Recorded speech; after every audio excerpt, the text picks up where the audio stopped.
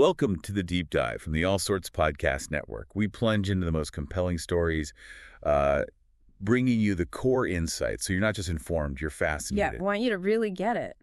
And today, well, we're tackling one of hip-hop's most enduring mysteries. Truly tragic. The death of Tupac Shakur. It's been 27 years. Can you believe it? I know. And his murder has captivated millions. It's this haunting riddle in music history, a story that honestly feels like it's still unfolding even now. That's exactly right.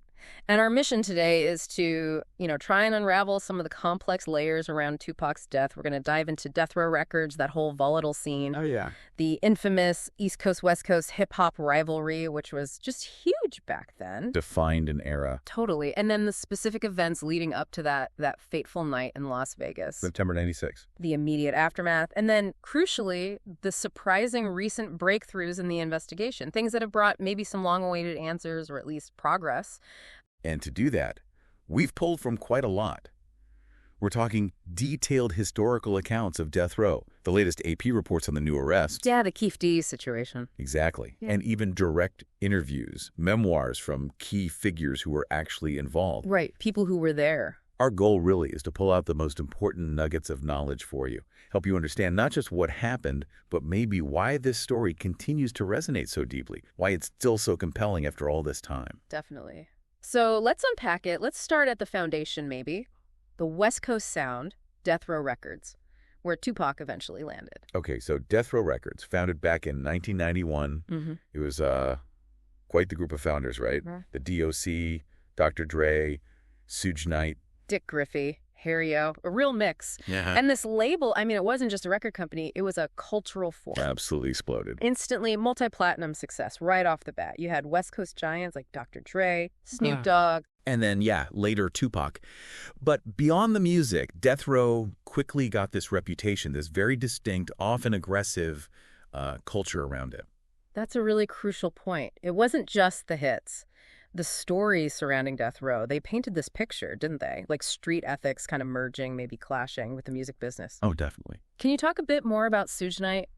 His aggressive business tactics, how they shaped that environment and fueled that rapid but kind of notorious rise. Absolutely. Suge Knight's approach was, well, let's just say no holds barred. He was known for alleged strong-arm methods, tactics that were pretty unconventional for the music industry. Understatement, maybe. Yeah, perhaps familiar from the streets, though. Yeah. A prime example people always point to is how he reportedly got Dr. Dre's contract freed up from Ruthless Records, which let Dre co-found Death Row. Right. And then there are those other stories, like the infamous one with Vanilla Ice, where Knight allegedly intimidated him over song rights. To fund the label, supposedly. That's the story. And it created this atmosphere at Death Row where loyalty was fiercely demanded. Disputes often got settled. Let's say outside of lawyers. Right. Now, this culture, obviously controversial, but it undeniably propelled Death Row. Massive success. Reports say they were pulling in over $100 million a year at their peak. Wow. So it's like this kingdom built on incredible talent, but also this really intense, almost intimidating power structure. That's a good way to put it. And this environment, it just got even more intense when Tupac Shakur arrived, didn't it? Yeah. How did his presence, given his own fiery personality, his existing reputation, how did that supercharge everything? Oh, his entry was like throwing gasoline on the fire. He signed with Death Row in October '95. Suge Knight famously posted his $1.4 million bond to get him out of prison. Huge amount of money back then, still is. Right. And Tupac was already a massive star, but signing him immediately intensified that simmering East Coast-West Coast rivalry. He didn't wait. Immediately started firing shots, explicit insults at Biggie. Notorious B.I.G. Right. His crew, Junior MAFIA, and of course, Bad Boy Records founder Puff Daddy. It signaled a new phase. Much more aggressive. And what's fascinating is some of the key escalations happened before Tupac even officially joined Death Row. Mm-hmm. If we rewind just a bit, August 95, the Source Awards. Oh, yeah, the infamous Source Awards. That wasn't just an award show, was it? It became like a battleground. Suge Knight calling out Puff Daddy, Sean Combs, right from the stage. What was the significance of that? How did it fan the flames between Bad Boy and Death Row?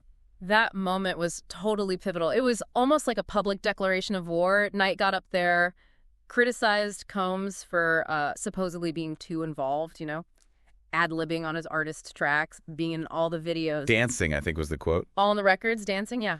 Then he issues this direct challenge, famous line, any artists out there that want to be an artist and stay an artist and don't have to worry about the executive producer trying to be all in the videos, come to death row. Wow, direct shot. Totally. Combs tried to downplay it later, said it wasn't about him, but it didn't matter. The rivalry between Bad Boy and Death Row was instantly inflamed, publicly, among fans, artists. It wasn't just lyrics anymore, it was a power play. And that public diss, plus all the underlying tension, it quickly spilled over into actual violence, didn't it? Tragically, yes. Just a month later, September 95, Death Row bodyguard Jai Hassan Jamal, Big Jake Robles, was fatally shot at a party Jermaine Dupri was hosting in Atlanta. And Suge Knight blamed. Suge Knight persistently blamed Puff Daddy for it. Whether true or not, it cemented this deep personal animosity way beyond music. Okay, so to really get the level of, well, hatred, especially from Tupac's side, we need to go back even further, right? Before Death Row. The Quad Studio shooting in New York. Yes, absolute crucial event. November 30, 1994, Tupac was ambushed, shot 5 times at Quad Recording Studios. He thought he was going there to record a track. A setup, he believed. That's what he believed. For him, it wasn't just getting shot. It felt like a profound betrayal. It created this deep suspicion, paranoia. And he later publicly accused Puff Daddy and Bad Boy of setting him up.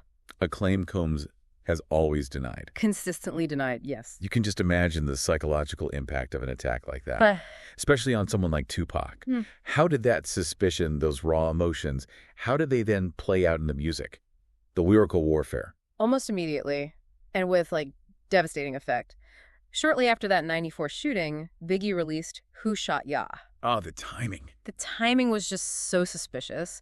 Biggie denied it was about Tupac, but the lyrics were potent, and everyone interpreted it as a direct diss. It just poured fuel on that fire between two guys who used to be friends. And if Who Shot Ya was fuel, then Tupac's response, hit him up. Yeah. That was basically a nuclear bomb, wasn't it? Oh, absolutely. Hit him up wasn't just a diss track. It was like scorched earth. He famously brutally bragged about sleeping with Biggie's wife, Faith Evans. Went way over the line for me. Way over. He insulted the entire Bad Boy crew. It was just raw fury, his feeling of betrayal laid bare. Bragging about infidelity like that in hip-hop, that's like the ultimate disrespect. It made any chance of reconciliation just vanish. Solidified it as genuine hatred. Totally. And tragically, even after Tupac died, Biggie later rapped Long Kiss Goodnight on California radio. Many saw that as incredibly disrespectful, a posthumous diss given everything. So the stage was absolutely set for tragedy. Which brings us to the night itself, September 7th, 1996, Las Vegas. Yeah. Walk us through that evening. It started with a very public fight, right, that kind of set things in motion. It did. Tupac and Suge Knight were at the Mike Tyson fight at the MGM Grand. After the fight, there's surveillance footage. You can see it. Lobby fight? Exactly, in the lobby. Tupac, Knight, and another guy, Trayvon Trelane, they're seen assaulting Orlando Anderson, a known gang member. A Southside Compton Crip. And this wasn't random. The story is it was retaliation because Anderson had allegedly tried to rob a death row employee earlier. So this very public fight, caught on camera, was a definite flashpoint.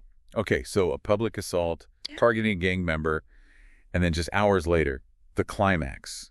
Later that night, Tupac's in the passenger seat of Suge's BMW. Black BMW 750IL. Stopped at a red light. Flamingo Road and Koval Lane. What happened in those moments? And were there any details that, looking back, just add to the tragedy? Yeah, there were. Reports say Tupac was actually, flirting with some women in another car right at that moment. Seems so random, underscores how sudden it was. And crucially, he wasn't wearing his bulletproof vest that night, something he often did. That's when the white Cadillac pulled up alongside. The shots came from there. Yeah, 13, maybe 14 shots fired from a Glock. Tupac was hit 4 times. 1 bullet tore through his right lung. Suge Knight got grazed by shrapnel, but survived. The immediate aftermath sounds insane. Knight injured, 2 tires blown out. Makes a frantic U-turn, drives towards the strip, police chasing him. They finally stop him, call paramedics. Yeah. What are the accounts from those moments getting him to the hospital? Knight has talked about getting Tupac out of the car, bleeding heavily. But he also claims, in this almost unbelievable detail, that Tupac was cracking jokes on the way. Really? Supposedly said something like, "Chic, when we heal up, you know what we doing." It's this moment of defiance, maybe capturing Tupac's persona, or maybe Knight trying to keep him conscious, Despite that initial, maybe bravado, Tupac was critical. University Medical Center of Southern Nevada. And those final days, There are some incredibly heavy accounts. What do sources say about his state of mind? Any final requests? It's profoundly sad. Suge Knight especially shared this really poignant account. He claimed Tupac asked to be killed. Yeah. Knight claims Tupac was terrified of going back to prison, said it was worse than death. He also alleged Tupac pleaded with his mother, Afeni Shakur, to let him go before she supposedly tried to give him pills. Now, whether these accounts are totally accurate, who knows? But they paint this picture of a young guy grappling with an unbearable end. Just awful to think about. He died September 13th, 1996, only 25. So young. And even his funeral, or the lack of one, became part of the mystery. Afeni Shakur insisted on immediate cremation. Why was that significant, especially given what Tupac might have wanted? Well, it was a stark contrast. Sources claim Tupac had talked in the studio about wanting a big public funeral. Like in his song Life Goes On, rappers kissing him head to toe. Powerful image. Very good. But Afeni insisted on cremation right away. Reasons cited were often about avoiding a public spectacle, maybe more violence given the tensions. Suge Knight reportedly paid $1 million cash for the cremation. $1 million cash. Yeah. Adds another layer to how swift and private it all was. And then that detail that became legend. Some of his closest friends allegedly smoked his ashes. Rolled them into a blunt. Yeah, that's the story. Suge Knight claimed he couldn't join in because he was on probation. It's macabre, maybe, but it speaks to this intense, almost mythic bond his inner circle felt. Right. So for decades, all these details, the unanswered questions, no arrests, it just fueled endless speculation. Conspiracy theories galore. Non-stop. But then just last year, finally, a huge breakthrough, something many thought would never happen. Absolutely monumental, sent shockwaves everywhere. Dwayne Keefe D. Davis, long known as the last living suspect, self-described gangster, former Crips leader. Right. He was indicted and arrested September 29th, 2023 in Las Vegas. Murder with a deadly weapon. And this wasn't out of the blue. He'd been talking. Exactly. He'd basically admitted it. In his 2019 memoir, Compton Street Legend, and interviews, said he was in the white Cadillac in the front passenger seat, said he provided the gun, passed it to the back. So he wasn't just there. He was, according to prosecutors, the orchestrator. Well, that's what they're saying. Las Vegas police homicide LT Jason Johansson called Davis the shot caller for this group of individuals that committed this crime. Said he orchestrated the plan. The shot caller. Yeah. Prosecutors allege Davis commanded his guys, Orlando Anderson, DeAndre Big Dre Smith, the driver Terry Brown, to confront Knight and Shakur and hunt them down. Gave them the ultimate green light, they said. What does that imply? A shot caller. And why did it take nearly 30 years to arrest this alleged mastermind? Well, shot caller implies it was organized, deliberate, not just a random street fight that escalated. It suggests a calculated plan, probably rooted in those gang rivalries that tangled with death row. Makes sense. Why the delay? That speaks volumes, right? The code of silence in gangs, difficulty getting reliable testimony, maybe inconsistent resources on the case over the years. But Davis's own public admissions, that was the key. Self-incriminating evidence they finally needed to move. Okay, now here's where it gets even more complicated. And potentially connects back to that whole East-West feud. Davis, in older police interviews, 2008, 2009, he repeatedly pointed the finger at Sean Diddy Combs. Yeah, those allegations resurfaced. He alleged Combs offered $1 million to get rid of Knight and Shakur, said Combs was terrified of Knight. Very serious claim. But we need to be really clear about the official stance here, right? Absolutely crucial. You have to distinguish allegations from official findings. While Davis made those claims years ago, the Las Vegas Metropolitan Police Department has stated very clearly, quote, Sean Combs has never been considered a suspect in the Tupac Shakur homicide investigation. Okay, that's important context. Very. And Combs himself have vehemently denied any involvement, never been charged with anything related to the murder. It just highlights how complex these old cases are. Rumors, allegations persist for decades, often without official proof. The narrative keeps shifting. So Keefe D's arrest is huge, but the full picture still murky, especially those alleged higher-level links. What about Orlando Anderson, the guy assaulted at MGM who Keefe D implicated as being in the back seat where the shots came from? Orlando Anderson, yeah, the Southside Crip from the MGM fight. He actually died 2 years after Tupac, May 1998. Unrelated gang shooting. So he couldn't be questioned after Keefe D's recent statement. Exactly. And up until his death, he always denied having anything to do with Tupac's murder. His death obviously removed a key potential witness, complicating things for years. So without clear answers for so long, with this huge enigmatic figure at the center, the void just got filled with wild conspiracy theories. We've all heard some of them. Oh, yeah. What did those theories tell us? Tupac's alive, Suji masterminded it. Hmm. What does it say about our need for answers, maybe? The stories we build around legends. I think they speak volumes about that human need for closure, for meaning, especially when someone larger than life dies so abruptly, so violently.